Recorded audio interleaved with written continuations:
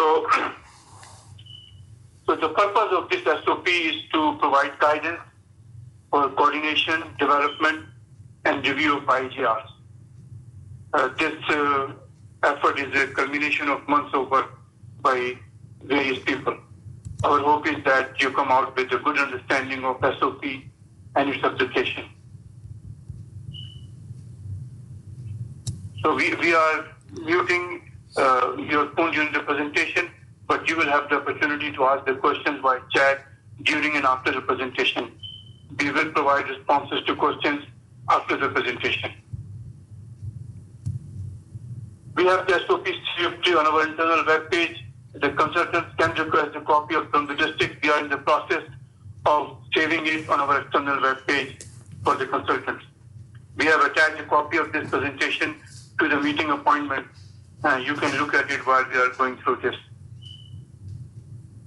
So the emphasis for this SOP is engineering, operation, and safety to address the two positive points for FHWA May 2017 policy. But we have also addressed needs and alternatives. Additional guidance, further consideration, including planning, environmental, and social consideration to address the remaining points will be added later. This presentation is designed for all 25 districts and their consultants.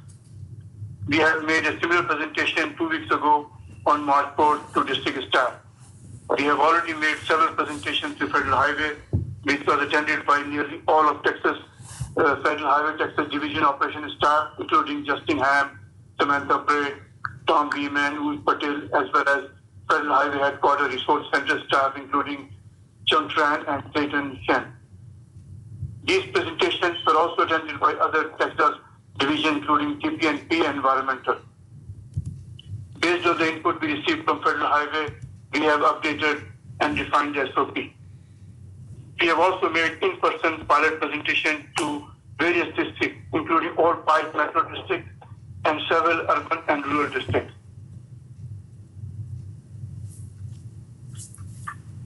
So this SOP is organized in 6 sections. The agenda for this presentation will follow the same. Introduction, which will address purpose, background, and policy requirements of SOP. IAJR process or processes, which includes coordination, development, and review and approval processes. IAJR methodology, which includes guide to develop technical approach in preparing IAJR. IAJR report, we have included a typical format, which will be used by the district to prepare the IAJR report. IAJR re-evaluation, where we address the conditions requiring re-evaluation. And last but not the least, quality control, which include review schedule, checklist.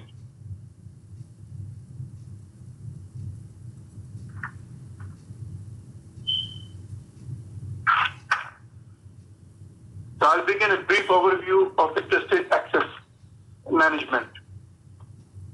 When we talk about IAJR, certain questions come to our mind.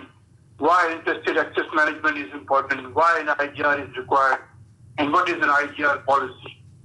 I will try to address these questions in the next few slides.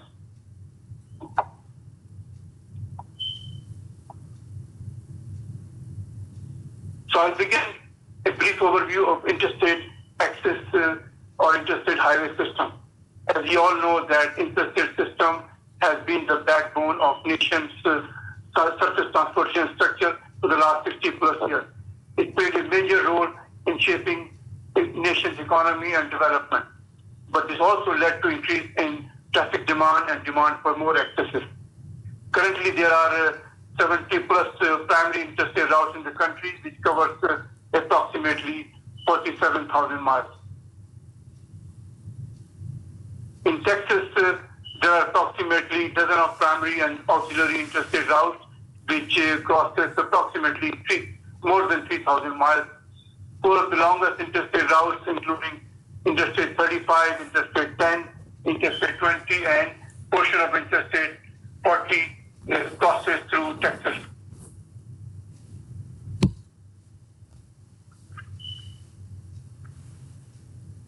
So why interstate access management important. There is a need for access which is required to support economic development and provide access to and from interstate and other highway system, which is critical for the performance of the whole transportation system. So managing access, which includes location and design and type of interchange, is critical to maintain the safety and operation of the interstate system. And we know that the interchanges are points of conflicts. These points of conflicts create turbulence within the traffic stream. So the challenge is how to provide access, how to maintain the balance between access and safety and operation on the interstate system. And this is critical to maintain the operation as well as to provide access. Just want to mention that this photograph you are seeing is the Interstate 10 in Houston area.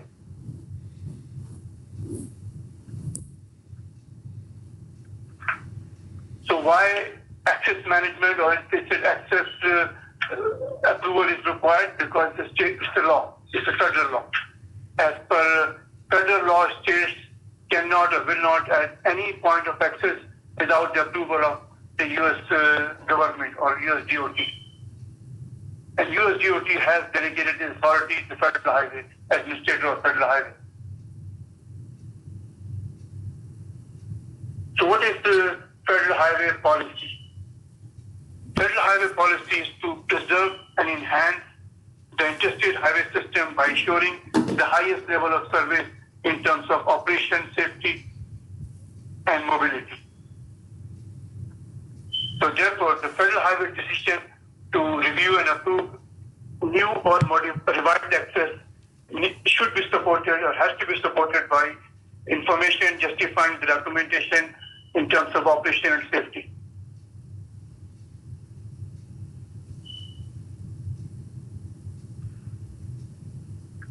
And Federal Highway policy, the current policy requires the following two requirements, which include operation and safety, that any new request has to show that it maintains the operation and safety of the interstate system. And access and design, that the design should meet or exceed the current design standards, and the new or modified access only connects to public road and provides for all traffic movements. So partial interchange are not allowed.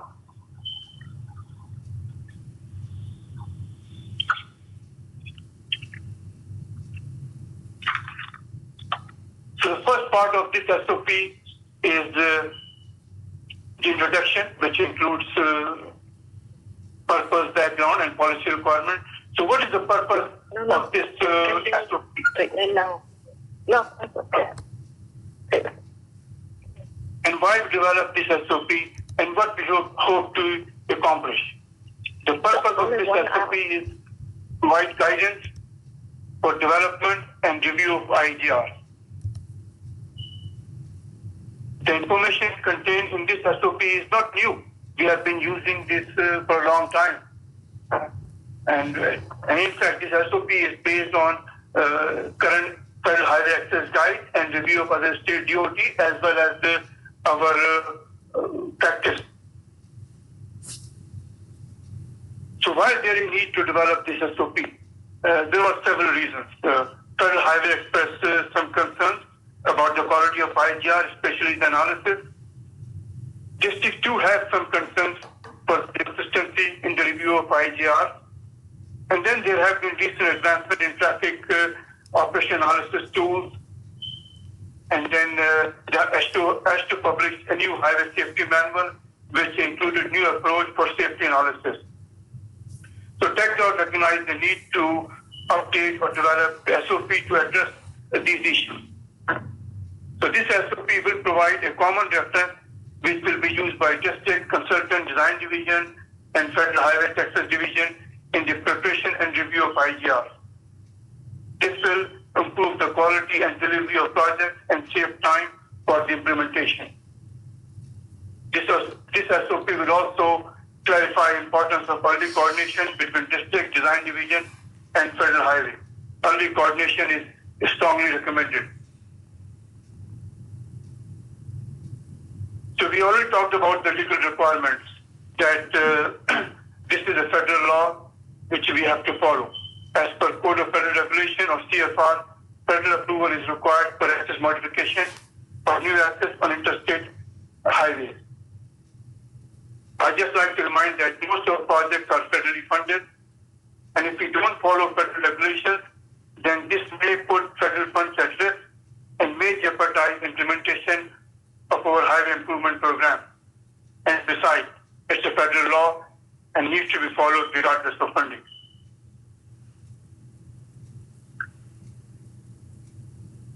So I'd like to give a brief overview of history of federal highway policy. The policy statement, including guidance for justification and documentation, was first published in Federal Register in October 1990. And after that, pretty much every 10 years, it has been updated. It was updated in 1998, and then in 2009, and most recently in 2017. TxDOT also issued a policy memo in October 2018. This SOP incorporates October 2018 policy. Attachment A, part of this SOP includes TxDOT policy documentation.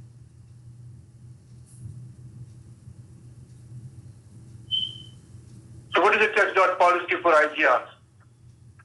TxDOT incorporates the new two policy points from Federal Highway May 2017 policy, which includes the effect of access on safety and operation and access connection and design. TxDOT also retains the 6 policy points from the previous 2009 FHWA policy, which included needs, alternatives, regional plans, potential future multiple interchange additions, coordination with the local development, transportation plans, and environmental review status. So the May 2017 Federal Highway policy reduced from 8 policy to 2 policy points. The intention was for Federal Highway as intended to eliminate the potential for duplicative analysis for the social, economic, environmental impact and planning consideration in both IAJR and NEPA documentation. It was assumed that all state DOTs already considered these requirements in their NEPA documentation or NEPA process. However, TxDOT determined that these considerations are not fully addressed during our environmental process and it's not duplicated. So therefore, in concurrence with Federal Highway, TxDOT issued policy memo to incorporate the 2 new policy points from 2017 policy and retain the remaining 6 policy points of the 2009 policy for a total of 8 policy points.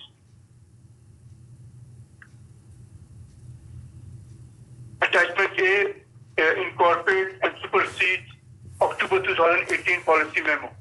Attachment A provides the supporting documentation of TxDOT policy. Please note that TxDOT is not proposing to follow the previous 2009 policy rather than May 2017 policy. As we can see in the attachment A policy documentation, that the policy points in 2017 policy, which address safety, operation, and engineering, are not the same as in the previous policy.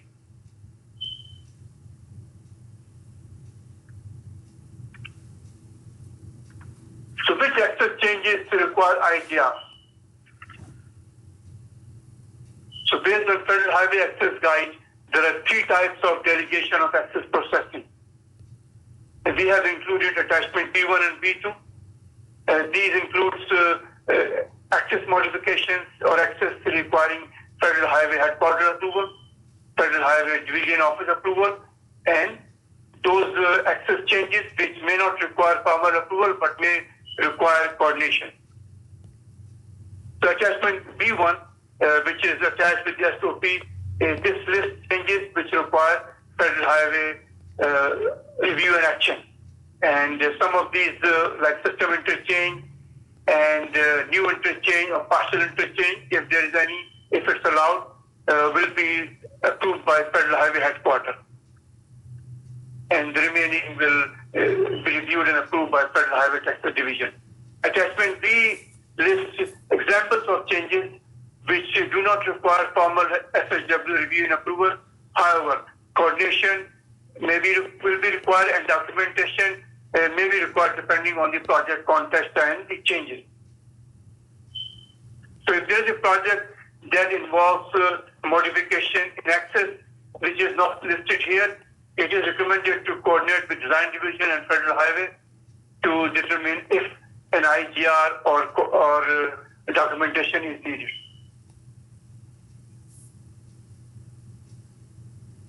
So these are the attachments B1 and B2 is part of the SOP.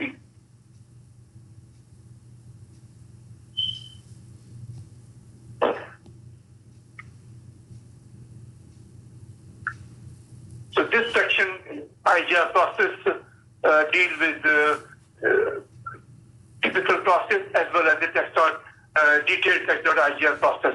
I'll just go briefly, I'll just give a brief overview of typical IAJR process, and then Charlotte Teague of Project Development Support section will go through the TxDOT process. So basically there are three primary stages involving IAJR preparation and review and approval. Project initiation, analysis, and documentation, review and approval. So during the first stage, when project is initiated and need and purpose is identified and methodology is developed and data collection is started. And coordination is required during that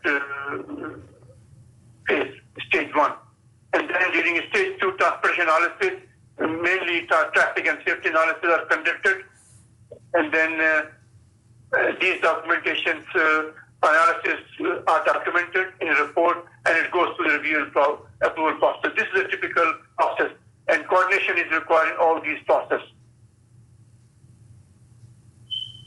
Based on the input and feedback from various districts, we added a couple of these two slides just to show typical IAJR development and timeline. So when should we start IAJR? During the project development process. Ideally, the project IAJR should be started as soon as we have a design 30 to 60% schematic is developed, when a design and location of interchange is established. And it should be, the IAJR should be completed and approved before final PSNE is approved. Sometimes if there is a corridor planning study is done, or a development is initiated, which may require IAJR, then IAJR may be started earlier. Typically, an IAJR takes 12 to 24 months, but depending on the size and complexity of the project, it may take up to 3 years. So this is just a typical average schedule for a typical medium-sized IAJR. As you can see, there are various critical tasks involved in the preparation of IAJR. So now I will hand it over to Charlotte Teague, who will go through the detailed TxDOT AJR process.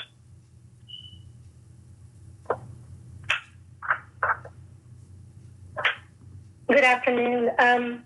So before we get into the details of some of the technical aspects of the IAJR requirements, specifically honing in on policy point 3, operational and safety analysis, we wanted to take the opportunity to present and go through the overall IAJR coordination, all the way from early coordination, initial submittals, which is probably the most important part, through the FHWA approval.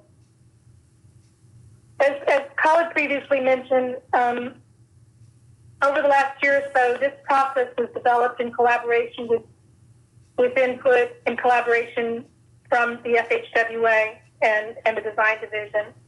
The origin of developing this process was from concern from the FHWA in late 2017 and even into early 2018 to TxDOT regarding our submittals of IAJRs to the FHWA, that they did not meet FHWA expectations and they didn't even meet the actual requirements of the IAJRs. The FHWA expressed their concern in meetings, and they expressed their concerns through compliance audits. Essentially, FHWA was performing quality control and assurance on our IAJR submittals.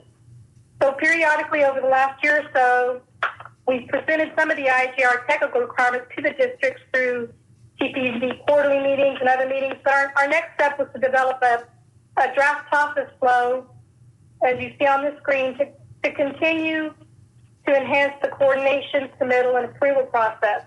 And our ultimate goal is to ensure that the district is going to be able to perform quality control, and then quality assurance will be performed at the division level. All of this prior to the submittal to FHWA. So what you see on this slide is the result, like I said, which we are presenting in what's called a swim lane format. If you look over on the left side of the slide, you can see the various swimmers or participants in the process. The district, of course, and the design division, both the project development support section and the traffic simulation and safety analysis section, as well as the traffic division, FHWA, TPT, and of course PEP. They're all in their designated swim lane. Also at the top left, we provided the phases of this process. We anticipate approximately 5, starting with early coordination. As I said, probably the most important phase, and I'll probably spend a little bit more time on that one, followed by the draft submittal to the design division.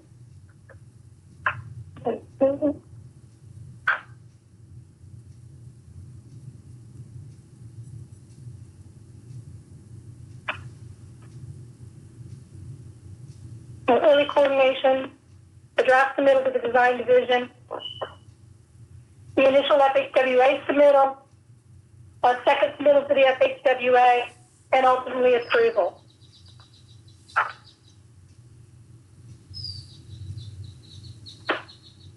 So I zoomed in on early coordination, and as you can see, all of the swimmers are involved in early coordination.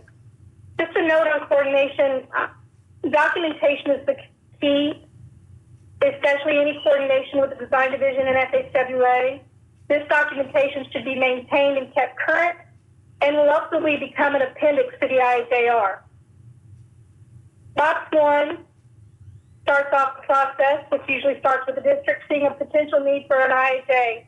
It could be based off a schematic being developed or received, and a change in access is noted. But recognizing that need is better early than later.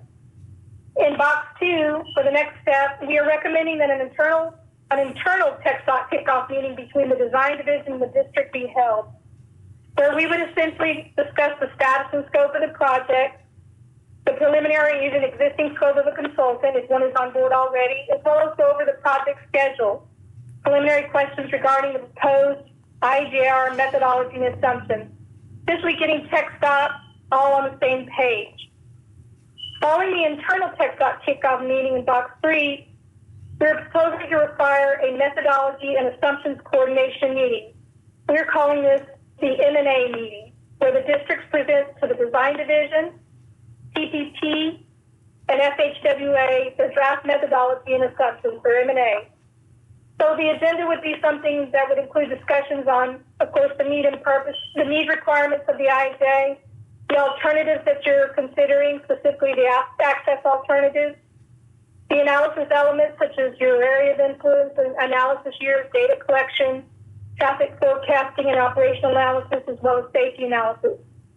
We would also discuss any possible design exceptions that may be a part of the process.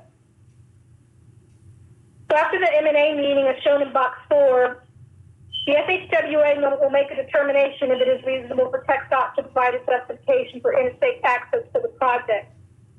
If the answer is yes, the district will develop and finalize an M&A memo with design division support, as shown in box 5A and 5B. And once the M&A memo is finalized, design division will forward it to the FHWA for concurrence. After receiving concurrence, the district can then request crash data from traffic division and traffic data from TPT, as shown in boxes 5C and 5D. So for the final step in the early coordination, box 6A, the district begins preparation of the draft IAJR conducting analyses, as well as preparing and finalizing the schematic with design division support as requested. It should also be noted that the design division also has a consultant contract that can also provide the district with support in their analysis or modeling efforts if needed. As far as the submittals, the schematic needs to include not only the geometrics but signing layouts also. And as far as the IAJR, we've also developed a standard cover and a standard outline of the report. Will be included as an attachment to the SOP. The reason why we went to the efforts of developing a standard cover and outline was to provide consistency in what both the design division and the FHWA was receiving from the districts regarding their IAJR. So the cover specifically has specific information that's needed in the tracking of the IAJR. And then the IAJR report outline specifically identifies 4 sections that cover an executive summary and the introduction for the first 2 sections. And then the section 3 is going to hone in on the 8 policy points. And section 4 will have a conclusion. And then we've also outlined a list of appendices. That way, everybody's got a consistent report that they're submitting, and which should help facilitate the review process.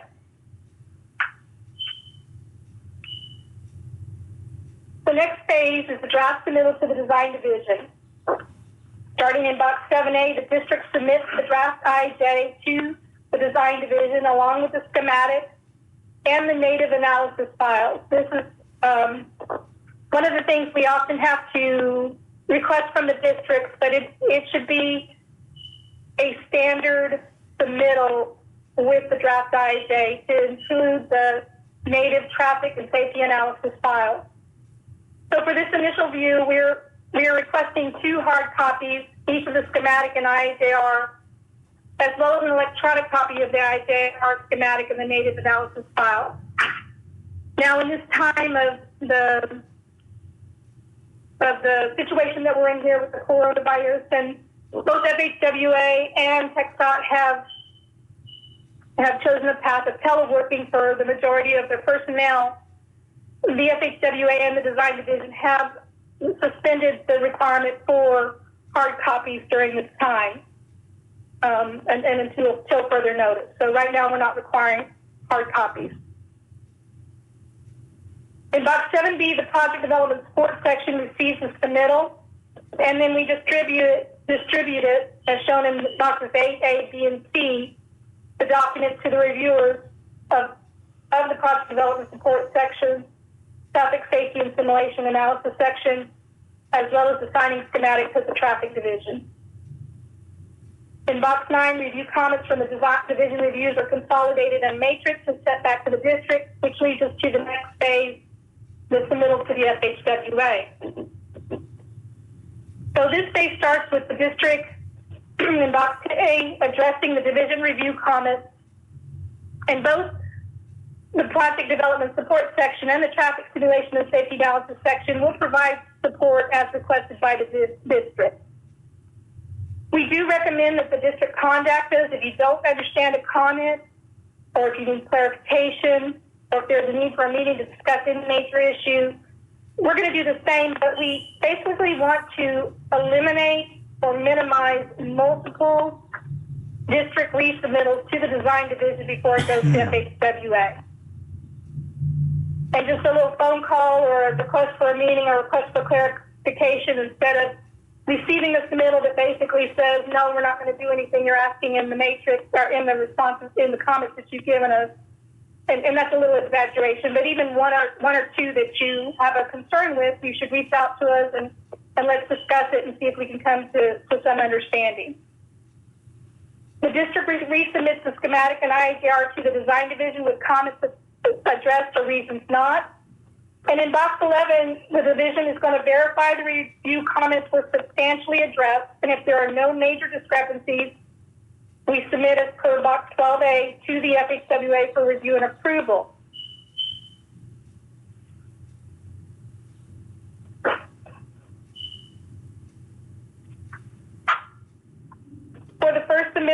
FHWA, as shown in box 12B, the FHWA will determine the acceptability of the justification. If it is yes, they will issue an approval, usually conditional if the environmental has not been cleared. If it is no, we receive comments from the FHWA and will work towards a potential second submittal. So with the second submittal, we begin in box 13A with receiving the comments from the FHWA. And before sending the comments to the district, the design division and FHWA are going to coordinate and discuss possible discrepancies or inadequacies of the report. And also, the design division is going to back check to ensure the FHWA comments are in line with previously agreed to elements like those identified in the M&A. Once we are satisfied that FHWA comments are in line with previously agreed to elements of the IAJ, we will then provide the final FHWA comments to the district, as shown in box 13B. And in 14A, the district addresses the comments, the FHWA comments, and again, the design division will provide any support to the district that they may need in the resolution of FHWA comments, including setting up meetings or conference calls with FHWA as needed. And once comments have been resolved and addressed, the district resubmits to the design division, the IAJ, a schematic only if it's changed, and of course the native analysis file. And as per box 15, the design division is going to verify the comments are substantially addressed and acceptable. Once design division determines that all comments and concerns have been addressed appropriately or resubmittal by, the design division is then transmitted to the FHWA. Again, in normal situations, usually for the second submittal, the FHWA only requires an electronic copy, but we will confirm at the time of the resubmittal what the FHWA engineer would like to see. And like I said, at this time, they're receiving electronic copies until further notice. If we have appropriately addressed FHWA comments to the expectations of the M&A memo, the FHWA will issue an approval letter, again, conditional and subject to NEPA approval. The design division project development support section will distribute the letter to the district and to the traffic safety simulation and safety analysis section. Official records for the approved IAJ and FHWA approved letters are to be located in ProjectWise. The filing and availability and protocols for filing in ProjectWise is a work in progress, as we mentioned to the districts before, and we will update this SOP accordingly in the future when it's finalized.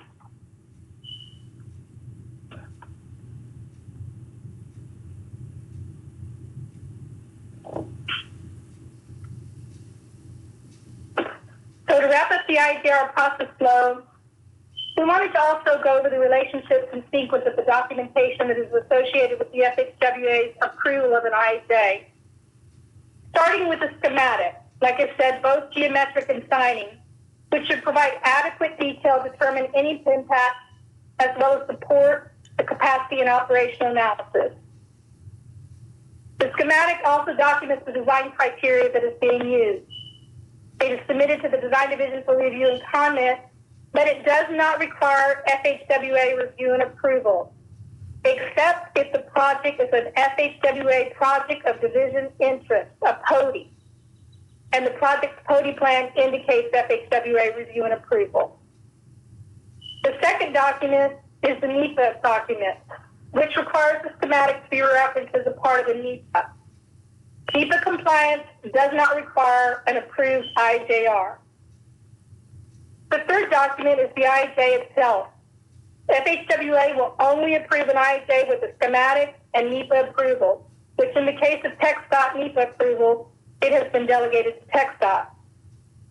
Historically, 9 times out of 10, NEPA approval has not been completed prior to IAJ approval. So as previously mentioned, FHWA will issue an IAJ conditional approval letter with approval being considered final only upon NEPA approval. Once NEPA is approved, FHWA will not issue another letter. The conditional approval letter is the final approval. The final documentation effort is the PS&E. The final PS&E must reflect what was in the schematic and the IAJ. Changing a ramp location along the main lane that is different than the schematic at final PS&E stage, or incorporating any other change or changes that were part of the safety and operational analyses described in the ISA, may require additional analyses up to and including ISA reevaluation or even an amendment to the NEPA document. As part of the FHWA TxDOT Stewardship and Oversight Agreement, the district should, and the design division does, compare the schematic to Interstate PS&E to ensure changes have not occurred regarding access. The last thing we want is FHWA checking at letting or even post-letting and finding an issue. Now I'm going to turn it over to Khalid, who will go into the technical details regarding methodology for the operations and safety analysis aspects of the IAJ.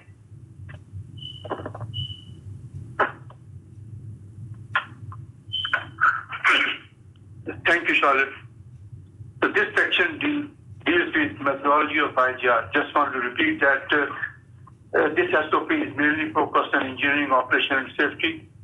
So we have included needs and alternatives, and our plan is to add the other policy point consideration, including social environmental planning related.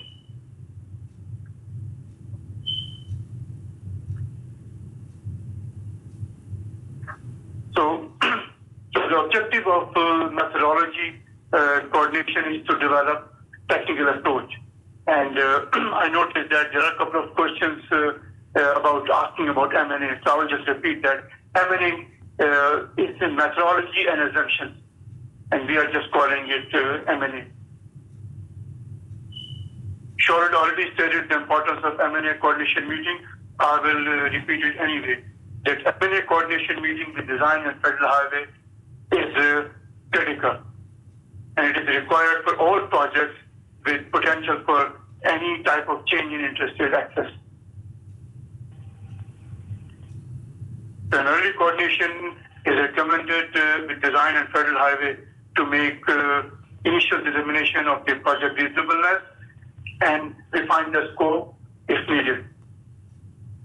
And during the meeting, the district consultant will develop a present methodology and have all groups to agree on it. We are hoping that as a result of coordination, the district will develop methodology assumption on M&A memo, and who should attend? Who should attend M&A? Of course, district project manager, their consultant, district design, their traffic, environmental staff, whoever is involved in the preparation of the IJR. Federal Highway Taxes Division Office, Design Division, from Design Division, Project Development Support Section, and Traffic Simulation and Safety Knowledge Section, TPNP, Transportation Planning and Programming Division. If the NPOs and other cities are involved or stakeholders in project development, then they may also be invited. The district can invite any other public and private stakeholders if they think would be useful. Additional M&A coordination may be required for major and complex projects.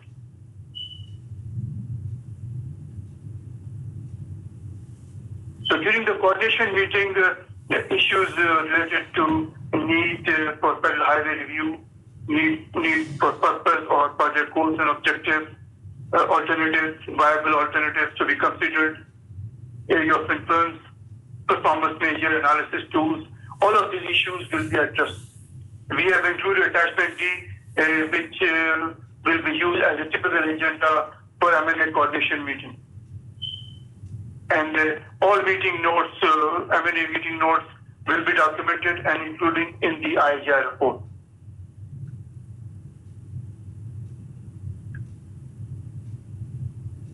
So what are the common issues in IAJR? There are several common issues in IAJR. So these are some of the examples, like poor need. If a project is developed to support economic development and need is identified as improving mobility, or if the purpose of the project is improve congestion and the need is identified as safety. So these are the common issues in IAJR. And then other viable alternatives are not considered, area of influence is not sufficient, and crossroads are often ignored. Design volume is unreasonable or doesn't make any sense, and traffic analysis tools are inappropriate for the project. Sometimes it happens that for a simple project, matrix simulation tool is utilized, and for a complex project where matrix simulation tool is warranted, a simple deterministic approach or higher capacity manual approach is used. And safety analysis are weak for a project which has a safety issue. So the intent of this SOP is to eliminate or at least minimize these common issues. And another issue is that the project is implemented in phases, but no intermediate analysis is included.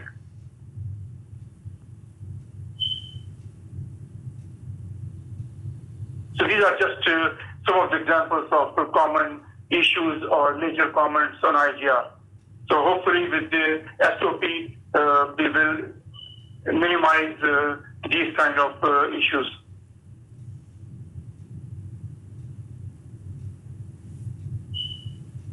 So this section of the SOP will be used as a guide to prepare IAJR, technical approach in IAJR. I'd like to mention that initially we identified a described need as a need and purpose and alternative as alternative analysis. Traditionally, these terminologies are used in NEPA process.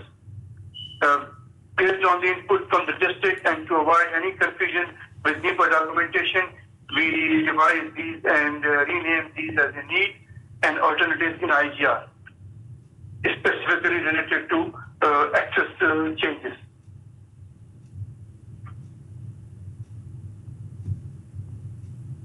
And the need should be supported by existing data. So we are not, we don't want to wait for the final or additional data.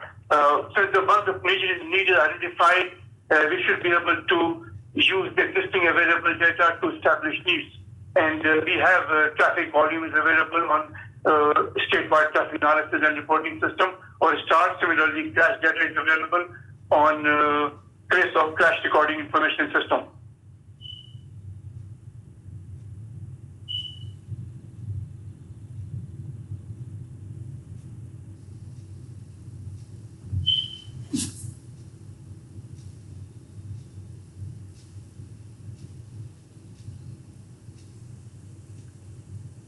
So the need should identify transportation problems, transportation issues and concerns, and proposed improvement should demonstrate or show how this addresses these problems.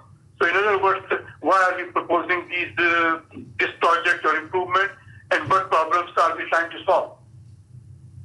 So the need should be specific. In the past, it has been too generic, like reduce congestion or improve safety. We are recommending that need should be more specific, like improving congestion at certain locations, or similarly addressing specific safety problems at specific locations. So a project specific objective should be specific, like improving speed during evening or PM peak hour, let's say from current 20 miles per hour to 40 miles per hour, or improving or reducing travel time around the corridor from current 20 minutes to 15 minutes. So the need should be specific.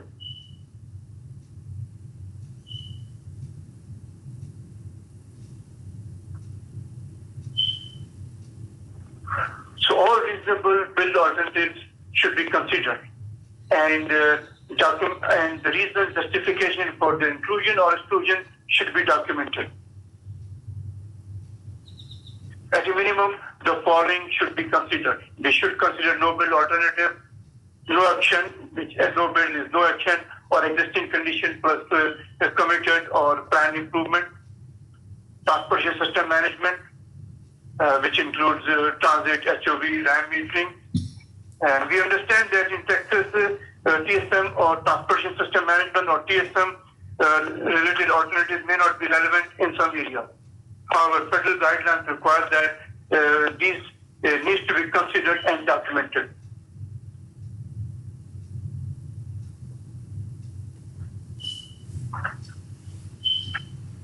An alternative should include the improvements to alternate reaching. So we should, before if we are proposing a new interchange, we should at least consider improvements to existing interchange and ramp terminal, ramp intersections, crossroad, and parallel routes. And of course, the proposed alternate, which proposing change in access or modification of access. An alternative analysis memo will be required, will be included in the report.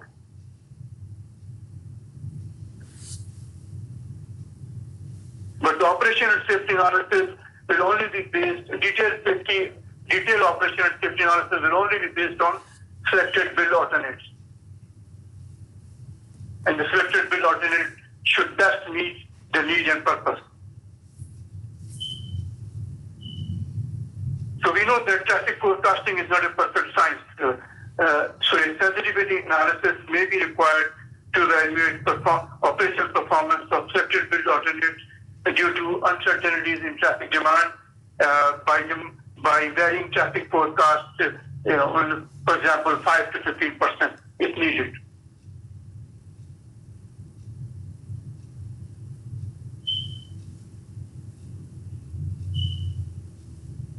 So the area of influence is defined as the area that is anticipated to experience significant changes in traffic conditions as a result of the proposed access change. There are a number of factors which affect area of influence. That includes area type, interchange spacing, cross-street signal locations, the extent of congestion, and the presence of various system interchange. So how we define area of influence? Let's look at the typical area of influence figure. We borrowed this figure from Federal Highway Guide. In urban areas, the area of influence along main lane should include at least one adjacent interchange on either side of the proposed access change. In rural areas where interchanges are far apart and the proposed access or exchange is isolated, extension to these interchange may not be necessary. However, discussion and documentation will be required to justify.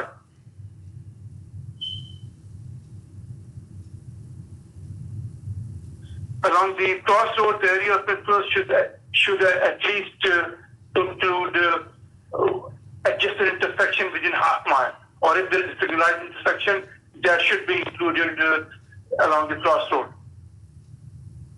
The crossroad of the adjacent interchange may not be necessary unless there is evidence which dictates otherwise.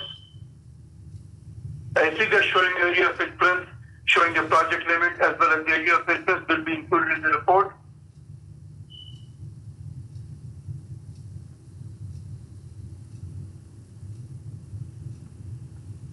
For each project, existing, opening and design year analysis will be required for each project. Existing year analysis will only include existing conditions, but opening and design year will include both no build and build conditions. Existing year should be start of IAJR or when the data is collected. It should preferably within 1 to 3 years from IAJR approval. Design year is preferably opening plus 20 years, but at a minimum, and based on the law, federal law, that at a minimum, design year will be 20 years after the approval of final plans. Opening year is the first year when the project is open to traffic. If the project is implemented in phases, the opening year is the opening of subsequent phases.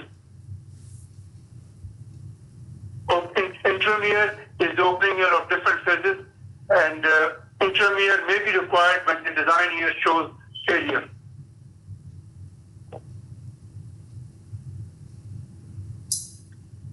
The 30 30th highest hourly volume is required as the minimum for the analysis.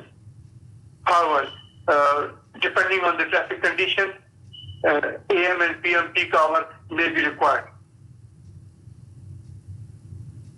Existing 24-hour volume should be evaluated to compare the design hour or K factor and selection of peak hour. For oversaturated condition, where multi-hour peak period may be needed, if the peak period extend beyond 1 hour. Existing 24-hour volume shall be evaluated to determine the period where peak demand exceeds peak period or peak hour. The data collection includes roadway geometry, traffic control, traffic count, travel time. Traffic count includes at least 48 hours, which is the weekday count from Tuesday through Thursday on a typical day. And that will include classification count. Weekend count may be required if the evidence shows that there is a need. If matter simulation is the recommended tool for the analysis, 1 week or more data is required for calibration.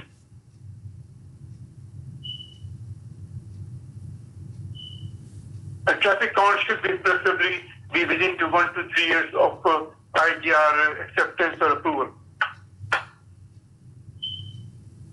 A data collection summary will be included in the report.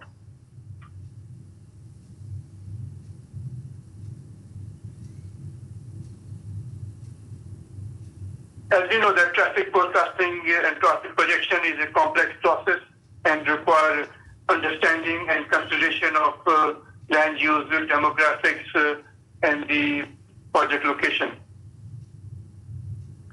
Transportation Planning and Programming Division, TPNP, is responsible for providing guidance and approval for traffic forecasting. TPNP has recently updated their SOP, and we will provide the link to that SOP as soon as it's available. TPNP provides, the SOP provides approach to develop traffic forecast. There are 3 approaches to develop traffic forecast. Historical traffic growth method or trend line method, which is based on historic traffic growth. Traffic for the last 20 years is considered, and based on that is projected for the next 20 years.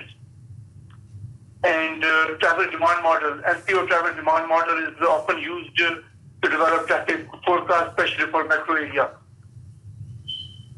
And then the hybrid approach, which includes both historic growth method as well as MPO travel demand model.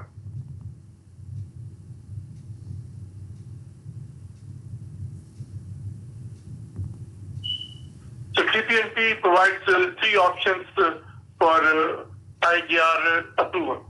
Option A, which we call TPNP T traffic analysis or TPNP T development, where TPNP traffic analysis section develop and sign and seal. The district requests the TPNP, and the TPNP provide traffic forecast. And option B, where district or district consultant and TPNP jointly develop and approve these forecasts. District and district consultant develop the forecast. They develop a traffic forecasting methodology.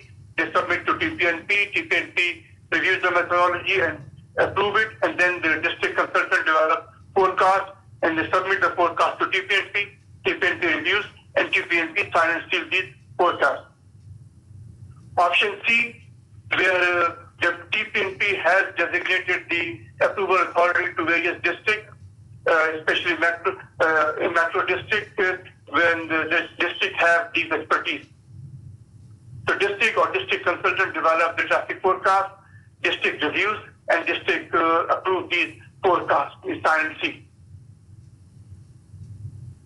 The traffic projection or forecasting memo is required as a part of IAJR.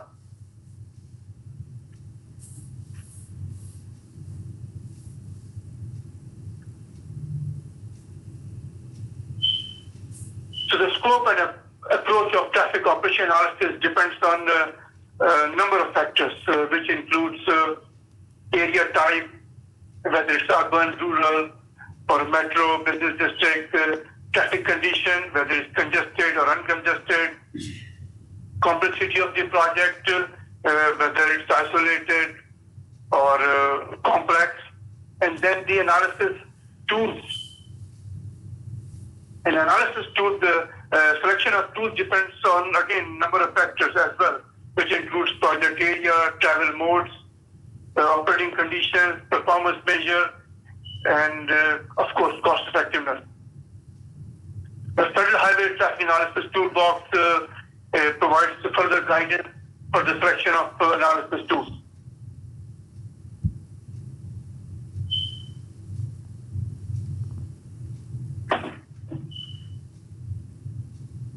Currently, TxDOT supports the number of tools, which include highway capacity manual tool, which we also call the deterministic analysis tool, where we use highway capacity software and synchro. These are good for isolated and saturated traffic conditions. SCS highway capacity software is used for freeway facilities, which include main lane, ramps, weaving section, and synchro is used for intersections.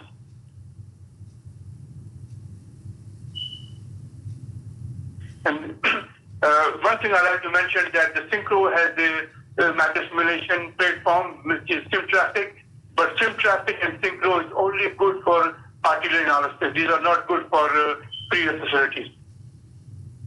For macro simulation, currently TxDOT supports these commonly software, which includes Distim and Costim. These are good for congested or over-congested, where the peak hour is extended to multi-hours, or whether the congestion is significant, and there is a complex weaving or system interchange, or there is a non-traditional like continuous flow intersection or CFI, or roundabout, or diverted diamond, or alternative, any alternative interchange. So these simulation tools are very effective. So there are situations or conditions where matter simulation may be or would be warranted, and that is to be decided, agreed upon during M&A coordination meeting. A calibration memo will be required whenever there is a matter simulation tool in use, and that memo or calibration memo will be included in the IAJR report. So generally, historically, we have been using level of service as a measure of effectiveness, but with the new advancement and with matter simulation, the other measure of effectiveness, including travel time, speed, delay, and queue lengths are also used.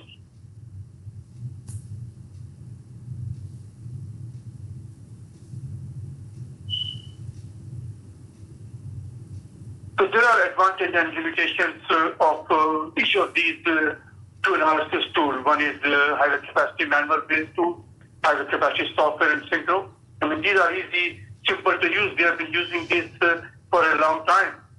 And these are very good. These are good for isolated locations, but it has some limitations. These tools are not very effective in analyzing complex and over-congested locations. So macro simulation is a powerful tool. It's very good for longer congestion. It's good for complex location, and it's also good for presentation, for public presentation. But this requires extensive effort, including additional data, and it's very time consuming.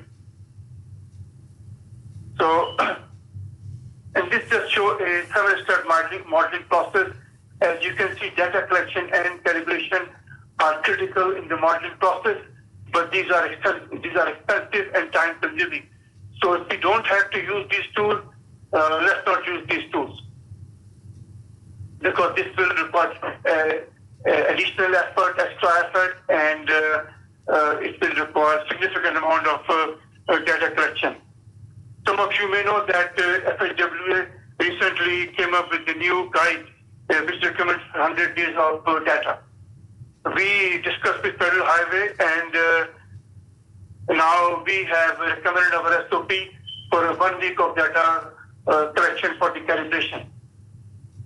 We are working with Federal Highway to facilitate workshop for the new calibration guidelines as well as the data process. This training will initially be for TxDOT staff, but eventually we will incorporate a wide opportunity for the consultant as well. We are also working to develop simulation guidelines and checklists.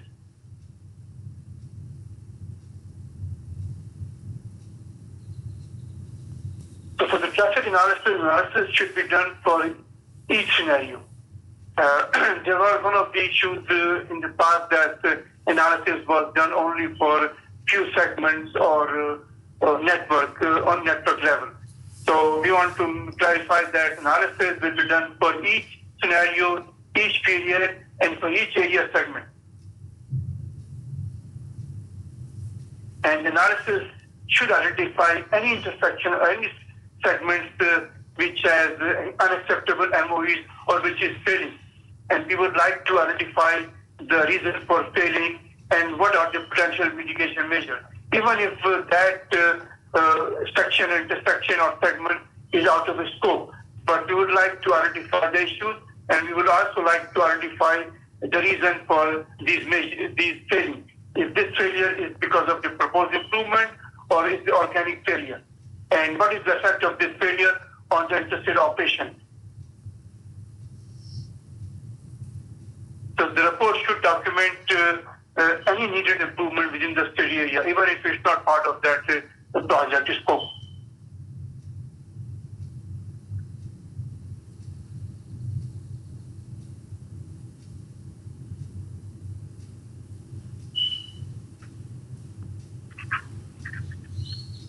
So the scope and methodology for safety analysis depends, traffic analysis depends on a number of factors.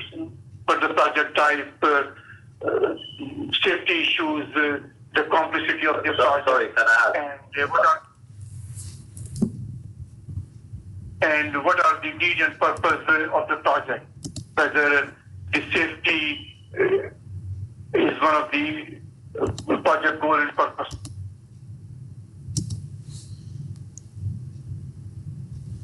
So currently, TxDOT recommend two options. Option A, which is the preferred option for safety analysis, that includes historical crash analysis and highway safety manual predictive method. Option B, which includes historical crash analysis and crash modification factor or CMF valuation, though it's not preferred method, but it may be allowed depending on the M&A coordination meeting, depending on the project context, size, and location of the project.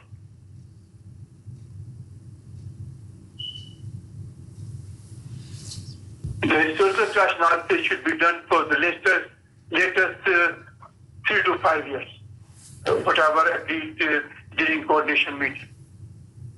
So the purpose of the analysis is to identify or confirm a safety problem, and that should include the analysis of historical analysis should include crash frequency for each facility,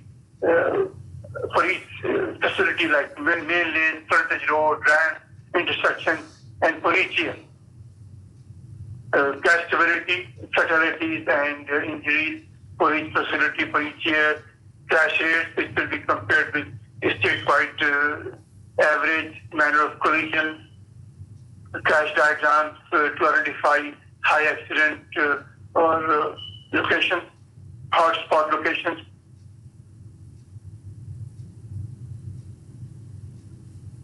Predictive analysis is based on highway safety manual. As I mentioned earlier, that the AAJR published highway safety manual. The highway safety manual was published in 2010, but in 2014 they come up with supplemental publication to address safety analysis, to include safety analysis for the freeways and interchange.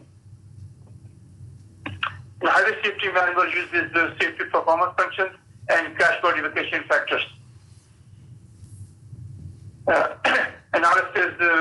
Predictive analysis will be done for the no build and build condition for design years.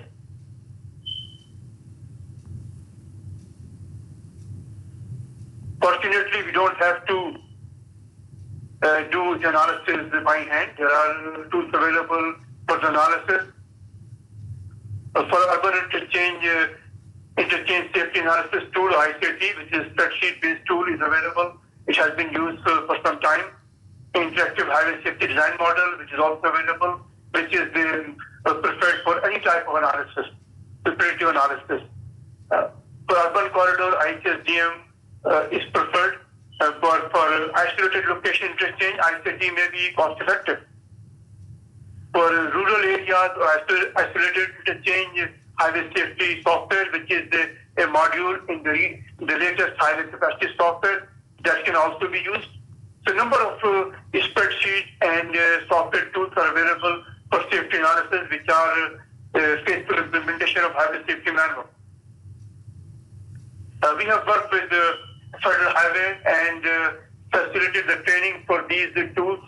Recently, over the last 6 months, we have facilitated 3 trainings, one in Austin, another one in Fort Worth, and most recently, one in El Paso.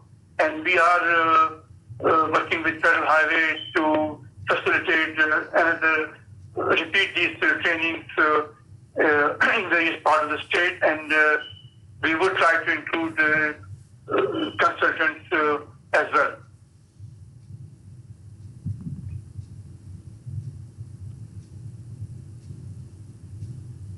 The safety analysis area, like traffic analysis area, that depends on various factors. Traffic analysis study area is a good starting point. And once we establish the area of influence for traffic, we can start with that, and then we see what are the impacts, safety impacts of the proposed project, and we find that area of influence. And we can use the same figure we showed in the area of influence for the traffic for the safety analysis. Just the same basic guidelines, as a minimum one adjacent interchange on either side of the proposed change, and along crossroad 1/2 mile from the ramp terminal on the proposed change. So basically, safety area of influence can be established similar to traffic area of influence.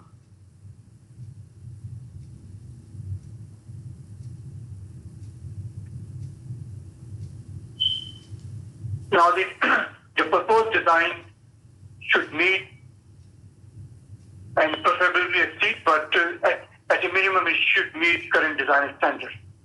And the Federal Highway strongly discourage that partial interchange. So no partial interchange will be allowed unless there is any exemptions already discussed with Federal Highway. And the access will only include access to public roads. So no access will be allowed to private property.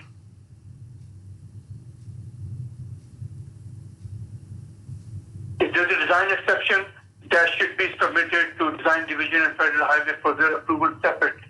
But design exception should be noted in the IAJR. And IAJR, Charlotte already went through the design requirements for the submittal, including design schematics. So IAJR will include design schematics, including the signing layout. For the complex project, signing layout will be separate, but both design layout and signing layout should be part of the IAJR. And the DSR or design summary report would be also be included, which will show the proposed design criteria. So this concludes our IAJR methodology section.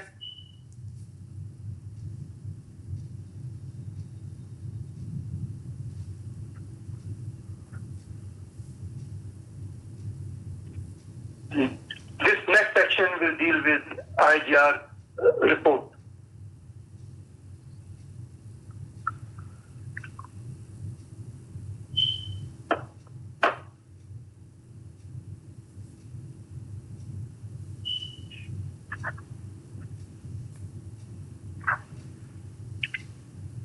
shall we will discuss about the report. This report should be organized in various sections as shown in this attachment E. Though there is no federal prescribed format for access request, but TxDOT developed this format to ensure uniformity and consistency. That all IJR reports should contain sufficient information to allow design division and federal highway to review. So the information, the purpose of this report format is that the information should be sufficient for a person who is unfamiliar with the project so that he can review the report and make an informed decision. Federal highway requires that IAJR report addresses the requirements listed in the policy. The report should be consistent with, of course, with the complexity and the impact of the proposed access change. For example, analysis and documentation for an isolated rural interchange may not be as detailed or extensive as for a complex interchange in a metro area.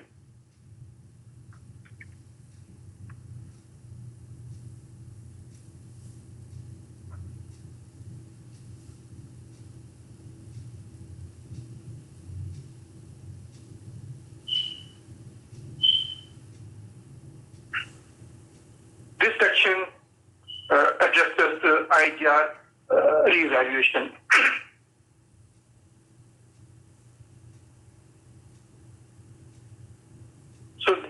So there are three primary conditions which require IJR evaluation of previously accepted or approved IJR. There is a change in approved IJR design concept, or if there is significant change in the existing conditions, traffic or land use, and if there is a time lapse before construction. So when there is a change in approved IJR design concept, it can be due to a number of reasons. If there is as a result of NEPA or environmental process. In this case, the proposed or the new design will be compared with the no build.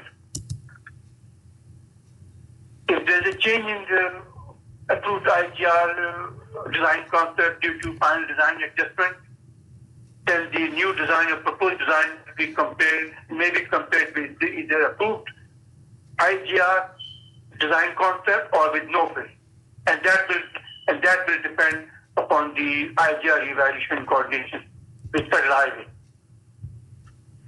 And if there is a change in approved IJR design concept due to design build alternative technical concept or ATC, then the proposed design will be compared with the approved IJR design. So the proposed design will perform equal to or better than approved IJR design concept.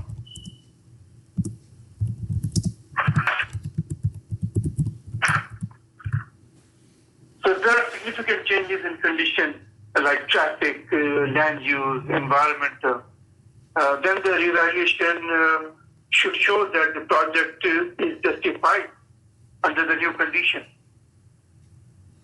And the proposed design will be compared with the no-build condition.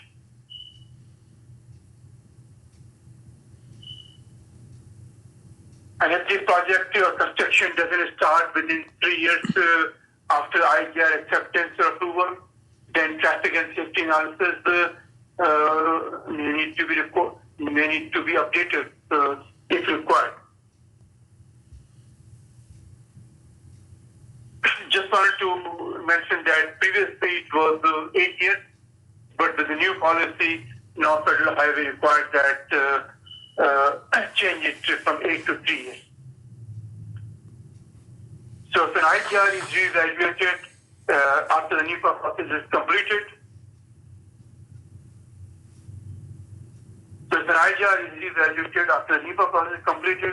explanation of how the NEPA process is amended needs to be documented as well. Just wanted to point out that sometimes the revisions, updates are called amendment or revise. For consistency, we will be calling these re-evaluation.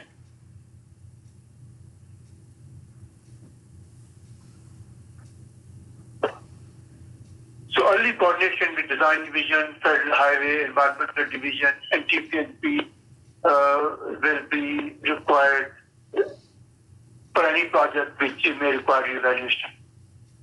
The purpose of this coordination will be to determine the scope of re-evaluation, level of efforts, and scope of analysis, and the effect of re-evaluation on the NEPA documentation as well.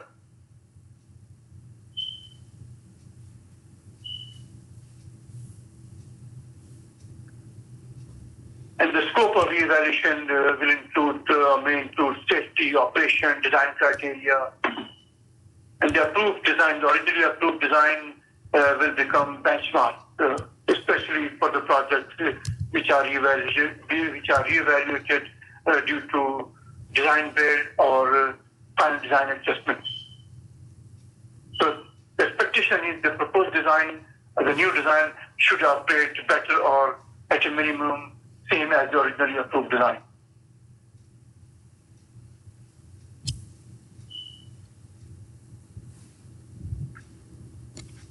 So last but not the least, quality control.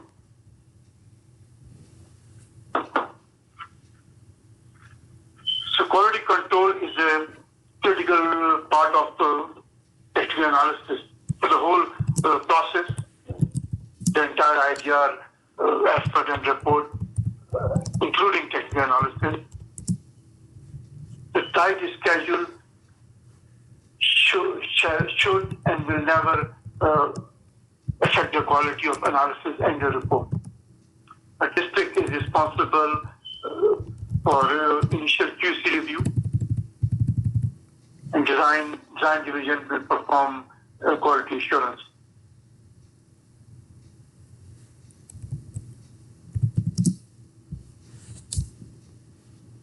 The draft memos, interim tech memos for methodology, technical approach, alternative analysis, traffic forecasting, and our model calibration should be provided for design for advanced review.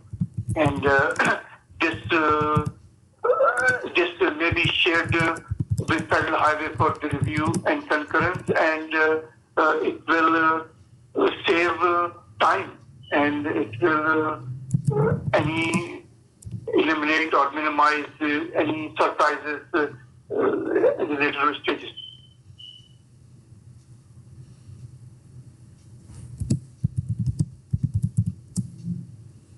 So these review times should be considered when developing a project schedule.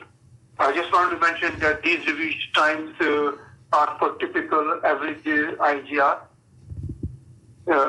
These review times do not include for subsequent review.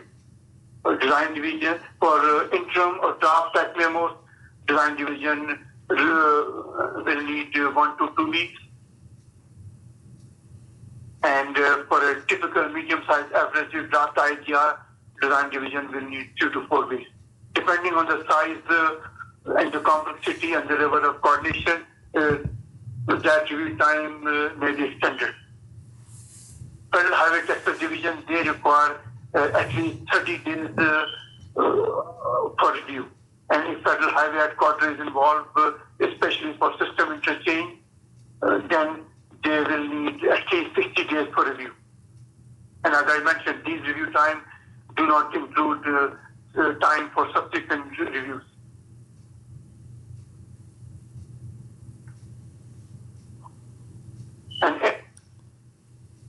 An interim and advanced review for these interim or draft tech memo, especially for large and complex projects,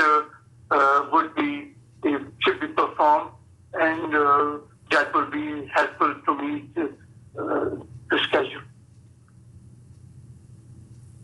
So this is a checklist which is divided into 6 sections: coordination, traffic volume, traffic analysis, safety analysis in the report.